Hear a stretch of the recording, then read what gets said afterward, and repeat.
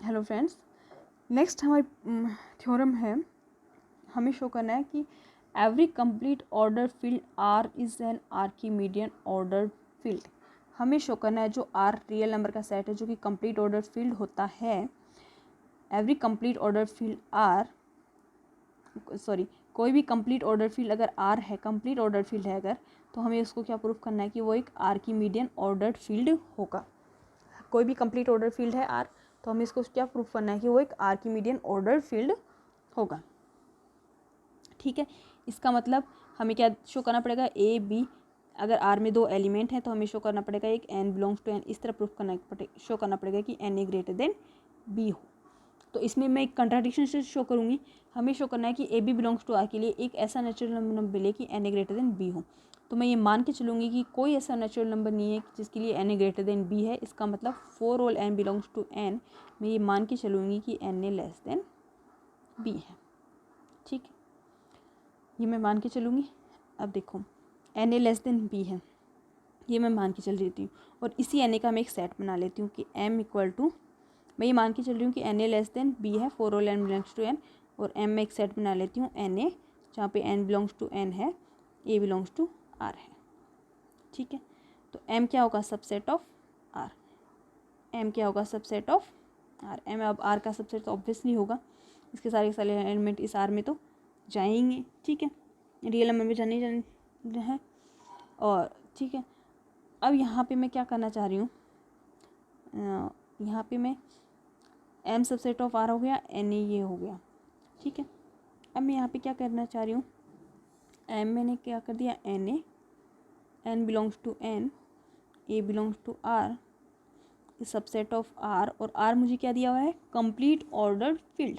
Are मुझे क्या दिया हुआ है, कंप्लीट ऑर्डर्ड फील्ड। और मैंने साथ में ये भी मान रखा है कि n a less than b है for all n belongs to N. इसका मतलब क्या होगा, एम का हर एलिमेंट, एन ए क्या है, एम का एलिमेंट है, for all n belongs to N, सभी एलिमेंट है, for all n belongs to N बोलते हैं, यानी कि इसके सभी एलिमेंट किससे छोटे हो गए, बी से। एम किसका सबसेट है, आर का। आर क्या एक कंप्लीट ऑर्डर्ड फील्ड है, एम आर का सबसेट है, एक complete R complete ordered field है, और एम के सभी एलिमेंट किससे छोटे हो गए, बी से, यानी कि एम का, एम किससे बाउंडेड हो गया, ऊपर से बाउंडेड हो गया, अपर बाउंडेड हो गया, अपर बाउंडेड हो गया, और कंप्लीट ऑर्डर फील्ड का ये सबसेट है। इसका मतलब एम का एक सुप्रीमम होगा, और वो सुप्रीमम मैं मान लेती हूँ अल्फ़ा है, वो सुप्रीमम मान लेती हूँ अल्फ़ा है। Alpha is supremum of M. Alpha क्या है, एम का सुप्रीमम। अल्फ़ा सुप्रीमम है, इसका मतलब अल्फ़ा क्या है, लीएस्ट अपर बाउंड, यानी कि न्यूनतम ऊपरी परिबंध, यानी कि इससे छोटा ऊपरी परिबंध नहीं होना चाहिए। तो हम देखो, अल्फ़ा है तो अल्फ़ा माइनस ए क्या है, ऑब्वियसली किससे छोटा है, ए से। अल्फ़ा माइनस ए किससे छोटा है, अल्फ़ा से, अल्फ़ा यानी कि किससे बड़ा है, अल्फ़ा माइनस ए से। अल्फ़ा किससे बड़ा है, अल्फ़ा माइनस ए से। ठीक है, अब मैं यहाँ पे क्या करती हूँ, देखो एम क्या था मेरा, एन ए था, है ना, एम मेरा क्या था, एन ए था। Okay, M belongs to N, a belongs to R. ठीक है, अल्फ़ा माना मैंने supremum of M. Alpha minus, alpha किससे बड़ा है, अल्फ़ा माइनस ए से। तो ये मान किससे छोटा, अल्फ़ा से छोटा क्या है, अल्फ़ा माइनस ए। ठीक है, अल्फ़ा क्या है, सुप्रीमम। अल्फ़ा क्या है, एम का सुप्रीमम, यानी कि एन ए क्या है, less than equal to alpha for all n belongs to N. ठीक है, यानी कि एम के सभी मान किससे छोटे हैं, अल्फ़ा से ज़्यादा अल्फ़ा के बराबर हो सकते हैं, यही है। क्योंकि एम क्या है, अल्फ़ा क्या है, एम का सुप्रीमम है, इसका मतलब एम के सभी मान इससे छोटे हैं। लेकिन अल्फ़ा में इससे मैं अगर कुछ कम कर दूँ, अल्फ़ा में इससे मैं अगर कुछ कम कर दूँ, तो एम का कम से कम एक एलिमेंट इस जो अल्फ़ा का मान कम किया है उससे बड़ा हो सकता है, तब तो हो ही सकता है भाई, जब अल्फ़ा सुप्रीमम है, अल्फ़ा से ही तो छोटे हैं सभी मान। मैंने ये कहा अगर अल्फ़ा से ही छोटा मैं कोई मान ले लूँ तो उससे तो बड़ा एम का मान हो ही सकता है। भाई सुप्रीमम है एम का अल्फ़ा, तो अल्फ़ा से तो सभी छोटे रहेंगे, लेकिन अल्फ़ा से जस्ट छोटा मैं अगर कोई मान ले लूँ तो उससे तो एम का कोई ना कोई एलिमेंट बड़ा हो सकता है। तो मैं यहाँ पे इसका मतलब क्या करती हूँ, इसका मतलब मैं ये मानती हूँ कि देयर एग्जिस्ट एक के बिलोंग्स टू एन, एक प्राकृत संख्या एन ऐसी एग्जिस्ट करेगी सच दैट कि के ए, जो कि किसका एलिमेंट हो गया, एम का, क्योंकि यहाँ पे नेचुरल नंबर था, तो ये के ए किससे बड़ा हो जाए, अल्फ़ा माइनस ए से, यानी कि इसका कोई कम से कम एक एलिमेंट तो अल्फ़ा माइनस ए से तो बड़ा हो ही सकता है। अल्फ़ा से तो बड़ा नहीं हो सकता, अल्फ़ा से जस्ट कोई छोटा मान है तो उससे तो बड़ा हो ही सकता है। तो के ग्रेटर देन क्या होगा, alpha minus a. That means यहाँ पे इसको मैं इधर ट्रांसफ़र करूँ तो k a plus a greater than alpha. That means k plus one a greater than alpha, k plus one a greater than alpha. तो के एक नेचुरल नंबर था, उसमें वन ऐड किया तो भी एक नेचुरल नंबर बना। तो के प्लस वन ए किस में गया, ये एक नेचुरल नंबर है के प्लस वन और गुणा में ए है, तो के प्लस वन ए किस में गया, एम में। के प्लस वन ए किस में गया, एम में। तो के प्लस वन ए एम का एलिमेंट और किससे बड़ा हो गया, अल्फ़ा से। तो लेकिन अल्फ़ा क्या था, सुप्रीमम था, लेकिन अल्फ़ा क्या था हमारे पास, सुप्रीमम था एम का। यानी कि के प्लस वन ए एम का एलिमेंट है और किससे बड़ा हो गया, अल्फ़ा। यानी कि इससे बड़ा तो होना ही नहीं चाहिए था एम, क्योंकि अल्फ़ा क्या है, एम का सुप्रीमम यानी कि एम के सभी मान अल्फ़ा से छोटे होने चाहिए थे, लेकिन मैंने एक मान अल्फ़ा से बड़ा दिखा दिया एम का, जो कि क्या है के प्लस वन इंटू ए। ये एम का मान है और अल्फ़ा से बड़ा हो रहा है, इसका मतलब ये क्या आ रहा है, कंट्राडिक्शन आ रहा है। अल्फ़ा के सुप्रीमम होने का क्या आ रहा है, कंट्राडिक्शन आ रहा है। इसका मतलब हमने जो माना था वो गलत है। इसका मतलब हमने माना था कि n a less than equal to b है for all n belongs to N. हमने सभी प्राकृत संख्याओं के लिए माना था कि n a less than b है। इसका मतलब एन ए लेस, इसका मतलब हमारा सपोजिशन गलत है। इसका मतलब एन ए क्या है, एक एन बिलोंग्स टू एन ऐसा ज़रूर है कि n a greater than b है। ओके, नेक्स्ट हमारी थ्योरम है बिटवीनेस थ्योरम। ये हमने जस्ट पीछे पढ़ी है, वही है कोरोलरी 4, लेकिन उस टाइम हम रियल नंबर की बात कर रहे थे और इस टाइम हम हमारी थी कोरोलरी 5 उस टाइम, लेकिन हम कर रहे थे रियल नंबर्स की बात। इस बार हम कर रहे हैं आर्किमिडियन ऑर्डर फील्ड की बात कर रहे हैं कि for any real number x there exist one and only one integer n such that कि एक्स की वैल्यू क्या हो, एन माइनस वन से एन के बीच। जो हमने पीछे की थी उसमें ये किया था एन से एन प्लस वन के लिए किया था, लेकिन वो रियल नंबर्स के लिए किया था। यहाँ पे आर्किमिडियन ऑर्डर फील्ड के लिए कर रही हूँ, ठीक है। तो देखो यहाँ पे मुझे प्रूफ करना है कि एन माइनस वन से x less than equal to N, ठीक है। और फॉर एनी रियल नंबर, किसी रियल नंबर एक्स के लिए, है ना, जो कि रियल नंबर एक्स है वो किसका एलिमेंट है, और आर्किमिडियन ऑर्डर फील्ड का एलिमेंट है ना। वो जो रियल नंबर एक्स है जिसके मुझे प्रूफ करनी थी वो किसका एलिमेंट है, आर्किमिडियन ऑर्डर फील्ड का। तो यहाँ पे देखो अगर x बिलोंग्स टू r है, रियल नंबर है, तो यहाँ पे मेरे पास क्या केस हो सकते हैं, दो केस बन सकते हैं। पहला x greater than equal to 0 हो सकता है, दूसरा x लेस देन 0 हो सकता है। भाई x या तो 0 से बड़ा या 0 के बराबर होगा, या दूसरा x लेस देन 0 हो।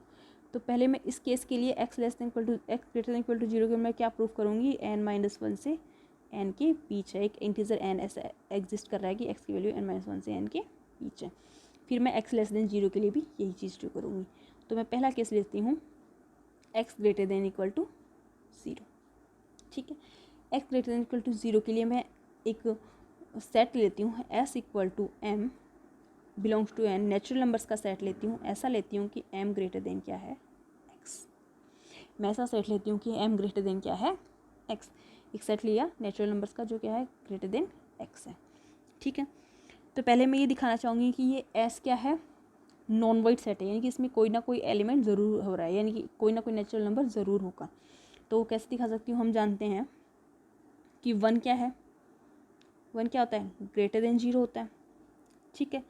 और x मुझे ग्रेटर देन 0 दिया ही हुआ है, तो एक पॉजिटिव रियल नंबर तो ये हो गया, एक पॉजिटिव रियल नंबर ये हो गया। तो आर्किमिडियन प्रॉपर्टी से ये फील्ड किस, ये आर्किमिडियन प्रॉपर्टी फील्ड है, ये आर्किमिडियन फील्ड है ना। तो हम आर्किमिडियन प्रॉपर्टी से क्या जानते हैं, एन एक्स ग्रेटर एक एन एक्स, एक एन बिलोंग्स टू एक नेचुरल नंबर हमेशा एग्जिस्ट करता है कि n x greater than y होता है। तो यहाँ पे एक्स की जगह ये एक्स है ही, वाई की जगह ये वन हो गया, दोनों पॉजिटिव रियल नंबर हो गए। तो हमें एक नेचुरल नंबर मिलेगा कि n x greater than y हो। तो यहाँ पे ये वन है, ये है, तो यहाँ पे अब नेचुरल नंबर में एम शो कर दूँगी, तो क्या हो जाएगा एम, सॉरी एक्स, इसकी जगह ये पहली वैल्यू वन ले लूँ और दूसरी वैल्यू एक्स ले लूँ, तो एम ग्रेटर देन क्या हो जाएगा, एक्स। भाई यहाँ पे दो रियल नंबर ही तो लेने हैं, कोई से भी ले लो। तो मैंने यहाँ पे तो ले लिया वन और यहाँ पे ले लिया ये एक्स, तो m dot one greater than x और m dot greater than one x, यानी कि एक नेचुरल, यानी कि there exist m belongs to N, कि ये प्रॉपर्टी होल्ड होती है, यानी कि एक मुझे एम मिल रहा है कि ये प्रॉपर्टी होल्ड हो रही है। तो वो एम मुझे मिल गया, यानी वो एम इसमें चला गया, क्योंकि एम ग्रेटर देन एक्स होना चाहिए, तो वो इसमें चला गया। इसका मतलब एक एम एस में ज़रूर होगा। इसका मतलब एस क्या नहीं है, नॉन वॉइड। एस क्या नहीं, एस क्या है, एक नॉन वॉइड सेट, एक नॉन वॉइड सेट है, अरिक्त समुच्चय है, ठीक है। एस में कोई ना कोई एलिमेंट ज़रूर हो गया। अब मैं मान लेती हूँ कि एस क्या था, m belongs to n, m greater than x. तो मैं मान लेती हूँ कि एक्स जो रियल नंबर थी उससे जो जस्ट बड़ी नेचुरल नंबर है, यानी कि इससे जो एक्स मान लो 1/2 है, तो इससे जस्ट बड़ी नेचुरल नंबर क्या आएगी, 1, है ना। तो मैं मान लेती हूँ कि अगर एक्स है, इससे जस्ट बड़ी जो नेचुरल नंबर आएगी वो मैं मान लेती हूँ एन है, यानी कि एस में एक्स से बड़ी जो जस्ट बड़ी जो नेचुरल नंबर आएगी वो एन है। जैसे यहाँ पे अगर जैसे यहाँ पे 3/2 होता है, अगर एक्स की वैल्यू 3/2 होती तो जस्ट बड़ी नेचुरल नंबर क्या आती, 2, है ना। तो यानी कि मैं यहाँ पे मान लेती हूँ कि एक्स एस में जो एक्स से जस्ट बड़ी नेचुरल नंबर है वो क्या है, एन है, ठीक है। अब यहाँ पे एन इससे जस्ट बड़ी नेचुरल नंबर है, तो एन की कौन सी केस हो सकती है, एन के 2 ही केस हो सकते हैं, या तो वो 1 हो या तो नेचुरल नंबर 1 हो। वो कब हो देगी, जब एक्स की वैल्यू 1/2 या 1/2 से भी छोटी है, तो वो जस्ट बड़ी नेचुरल नंबर 1 आती। और अगर जैसे 3/2 है एक्स की वैल्यू, तो जस्ट बड़ी मतलब मेरे पास क्या आता, 2 आता। यानी कि 2 ही केस हो सकते हैं, यानी कि ये जो मैंने जस्ट बड़ा नेचुरल नंबर माना है एन, वो या तो 1 हो सकता है या 1 से बड़ा हो सकता है, ठीक है। ये 2 केस हो सकते हैं। ये जो जस्ट बड़ा नेचुरल नंबर एन माना है वो या तो 1 आ सकता है या 1 से बड़ा आएगा, ठीक है। ऐसा होने पे क्या होगा, ऐसा होने पे मेरे पास देखो क्या होगा, m equal to n, m greater than x, है ना। मैंने क्या माना, एन या तो एन इक्वल टू 1 होगा या एन ग्रेटर देन 1 होगा। अगर एन इक्वल टू 1 हुआ, एन इक्वल टू 1 हुआ तो एन माइनस 1 क्या होगा, 0। और एक्स इस केस में मैंने 0 से बड़ा माना ही है, ठीक है। तो 0 से greater than equal to x, यानी कि मैं ये एन माइनस 1 से क्या बड़ा, क्योंकि एन इक्वल टू 1 है तो एन माइनस 1 क्या आएगा, 0, और एक्स क्या ग्रेटर देन इक्वल टू 0, यानी कि एक्स किससे बड़ा हो गया, एन माइनस 1 से, और एन से छोटा है ही, क्योंकि एक्स से जस्ट बड़ी नेचुरल संख्या क्या है, एन। तो एक्स लेस देन क्या है, एन। यानी कि इस कंडीशन के लिए मेरे पास ये चीज़ ट्रू हो गई, एन माइनस 1 से एन के बीच। यानी कि इस चीज़ के लिए मेरे पास ये ट्रू हो गया कि एक्स की वैल्यू क्या होगी, एन माइनस 1 से एन के बीच। ज़्यादा से ज़्यादा क्या हो सकती है, इसके बराबर हो सकती है, क्योंकि अगर एक्स खुद एक इंटीजर हुआ तो एक्स खुद एक मान लो नेचुरल नंबर ही हुआ तो इससे ज़्यादा से ज़्यादा इसके बराबर हो सकता है। यानी कि इस जब एन इक्वल टू 1 है तो इस कंडीशन में क्या हो गया, ये चीज़ हो गई कि एक्स की वैल्यू एन माइनस 1 से एन के बीच होगी। अब अगर एन ग्रेटर देन 1 है, अगर एन की वैल्यू एन से बड़ी है, एन की वैल्यू 1 से बड़ी है, तब क्या होगा, तब मुझे देखना है कि ये कंडीशन फॉलो है या नहीं। तो एन ग्रेटर देन 1 है, उस टाइम में एन माइनस 1 क्या आएगा, एन अगर 1 से बड़ा है तो 2, 3, 4 जो भी है, तो एन माइनस 1 भी क्या आएगा, एक नेचुरल नंबर आएगा, बिलोंग्स टू एन आएगा। और एन माइनस 1 क्या होगा, हमेशा एन से बड़ा होगा। एन माइनस 1 क्या होगा, हमेशा एन से बड़ा होगा, ठीक है। हाँ, एन माइनस 1 क्या होगा, एन से बड़ा होगा।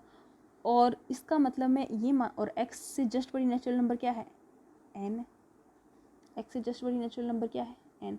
तो मैं दूसरा नंबर ये देखना चाह रही थी कि एन माइनस 1 और एक्स में रिलेशन करना चाह रही थी कि मैं एक और नेचुरल नंबर मान रही थी एन माइनस 1, मैं एक और नेचुरल नंबर मानी थी एन माइनस 1, मैं ये देखना चाहती थी कि ये एक्स से बड़ी है क्या, तो ये एक्स से बड़ी नहीं होगी। क्यों, क्योंकि ये भी किस एन माइनस 1 मैंने निकाली तो वो भी किससे छोटी आई, एन से छोटी आई। अगर एन ग्रेटर देन 1 है तो एन माइनस 1 जो आया वो भी किससे छोटा आएगा, एन से छोटा आएगा, वो भी किससे छोटा आएगा, एन से। और एक्स से जस्ट बड़ी नेचुरल नंबर क्या है, एन। एक्स से जस्ट बड़ी नेचुरल नंबर क्या है, एन है। और जो दूसरी नेचुरल नंबर मानी मैंने एन माइनस, वो भी किससे छोटी आई, एन से।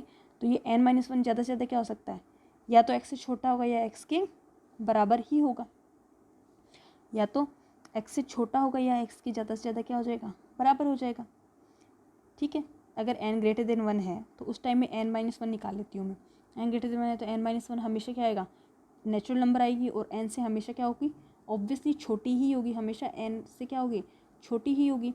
और एक्स से जस्ट बड़ी जो नेचुरल नंबर वो क्या है, एन। तो एक्स से जस्ट बड़ी नेचुरल नंबर एन, और एक्स के अगर खुद नेचुरल नंबर है तो ज़्यादा से ज़्यादा इसके बराबर हो सकती है, ठीक है, ज़्यादा से ज़्यादा इसके बराबर हो सकती है। और इसका मतलब जो एन माइनस 1 है वो तो एन से हमेशा छोटा आना ही है।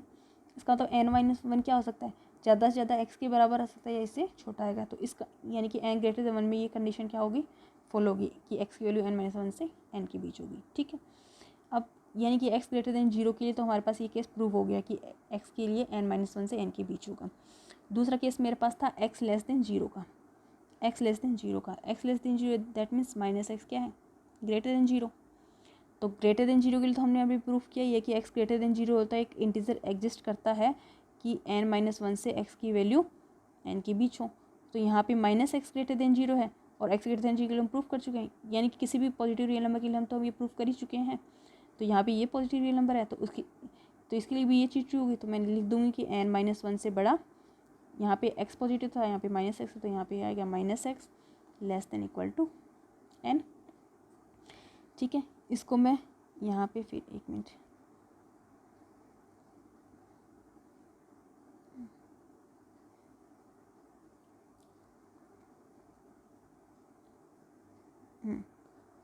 हाँ ठीक है। अब मैं इसको क्या लिख सकती हूँ, अगर माइनस हर तरफ कॉमन लूँ तो क्या होगा, ये माइनस निशान सारे बदल जाएंगे, -n-1 greater than x greater then -n हो जाएगा, यानी कि -n+1 greater than x greater then -n हो जाएगा। -n क्या था, एक इंटीजर था, तो -n अगर मैं m ले लूँ, ठीक है, तो ये क्या हो जाएगा, अगर -n m ले लूँ तो मेरे पास ये क्या हो जाएगा,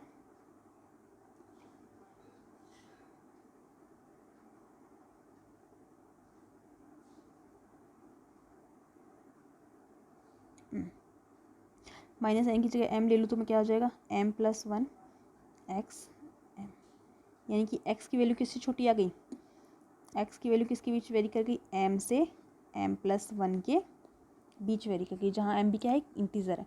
तो ये एक्चुअल में यही तो है, ये एक्चुअल में यही तो है m और इसे जस्ट बढ़ाई, ये एक्चुअल में यही तो है कि n-1 से n के बीच, ये कह दो या ये कह दो, बात तो एक ही है। जो भी इंटीजर है उससे जस्ट बढ़ा यहाँ, तो जो भी इंटीजर से जस्ट बढ़ा यहाँ, तो यानी कि x less than equal to 0 के केस में भी हमने ये प्रूफ कर दिया कि x की वैल्यू एक इंटीजर ऐसा एग्जिस्ट करेगा m कि x की वैल्यू m से m+1 के बीच होगी, और यही हमें प्रूफ करना था। ठीक है, नेक्स्ट है हमारी डेंसनेस प्रॉपर्टी है रैशनल डेंसिटी थ्योरम। इसमें फर्स्ट थ्योरम है, ये है रैशनल पे। इस थ्योरम का स्टेटमेंट क्या कहता है कि कोई between any two different real numbers there lie an infinite number of rational number, यानी कि कोई भी दो डिफरेंट रियल नंबर्स हैं, ए बी दो रियल नंबर्स हैं और दोनों क्या है, डिफरेंट यानी कि इक्वल नहीं है, तो उनके बीच में, ए और बी के बीच में इनफाइनाइट रैशनल नंबर्स आएंगे, इनके बीच में अनंत परिमेय संख्याएं आएंगी, ये हमें प्रूफ करना है। ठीक है, तो हम देखो इसमें आर क्या जानते हैं हम, एक आर्किमीडियन ऑर्डर फील्ड होता है।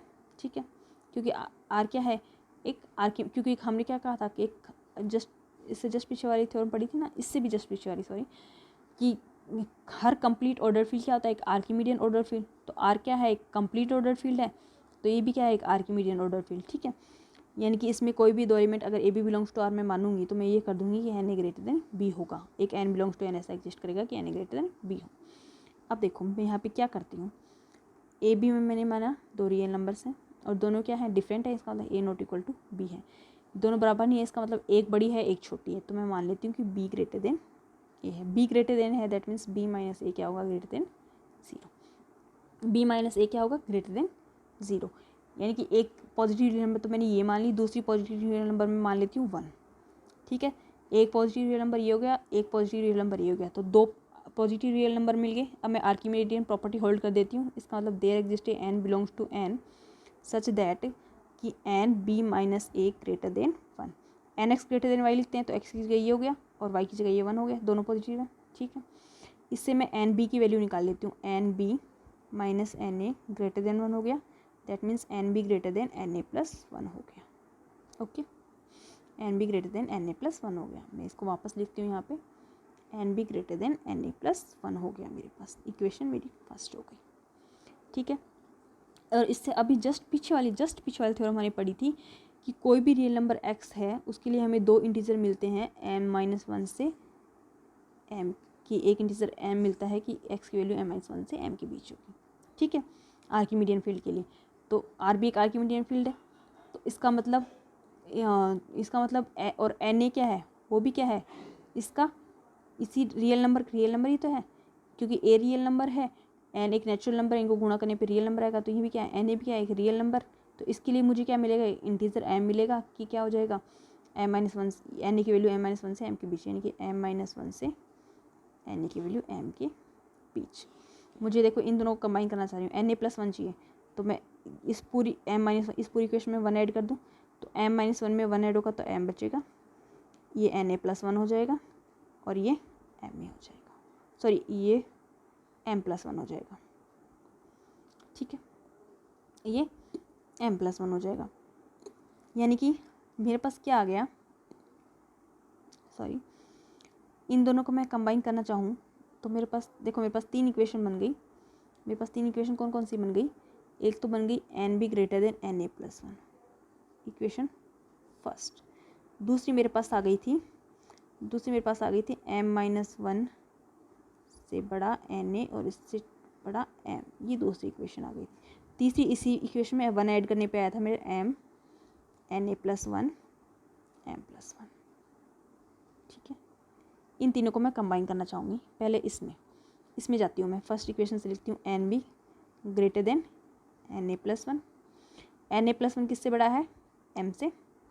Na+1 किससे बड़ा है, m से, ठीक है। इस इक्वेशन से मिल दिया Na+1 किससे बड़ा है, m से, और m से छोटा कौन सा है, Na, इस इक्वेशन से। तो m से जस्ट छोटा क्या लिख दिया मैंने, Na।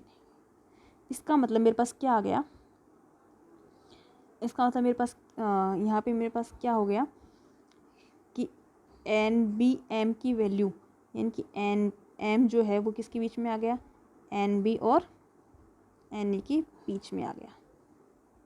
ये जो मेरा m आया है, सॉरी ये जो मेरा m आया है, ये रहा ना m, ये यहाँ पे फंसा हुआ, ये NB और Na के बीच आ गया। NB ग्रेटर देन Na, ये NB ग्रेटर देन Na+1 था, Na+1 m से बड़ा, ये m से बड़ा, और ये m Na से बड़ा। तो यहाँ पे NB greater than Na+1 greater than m greater than Na, तो ये जो m है NB से छोटा हो गया और Na से बड़ा हो गया, ये आ गया। इन मेरे पास ये आ गया NB greater than m greater than Na, ठीक है, ये मेरे पास आ गया। इसका मतलब क्या हो गया मेरे पास, इसका मतलब मेरे पास ये हो गया, अगर इस इक्वेशन को पूरी को n से डिवाइड कर दूं तो क्या हो गया, b, n से डिवाइड करने पे ये b रह गया, ये m/n हो गया, और यहाँ पे ये a बच गया, ठीक है। m क्या था, इंटीजर था, और n क्या है, नेचुरल नंबर है। तो ये क्या बन गई, एक परिमेय संख्या बन गई ना, m/n परिमेय संख्या बन गई। n नेचुरल है तो कभी भी 0 तो होना नहीं है, तो ये क्या बन गई मेरे पास, एक परिमेय संख्या बन गई, b ग्रेटर देन m/n ये। तो ये मेरे पास क्या बन गई, एक परिमेय संख्या बन गई। यानी कि a और b दो रियल नंबर थे, उनके बीच में एक परिमेय संख्या ले आई, a और b के बीच में मुझे एक परिमेय संख्या मिल गई m/n।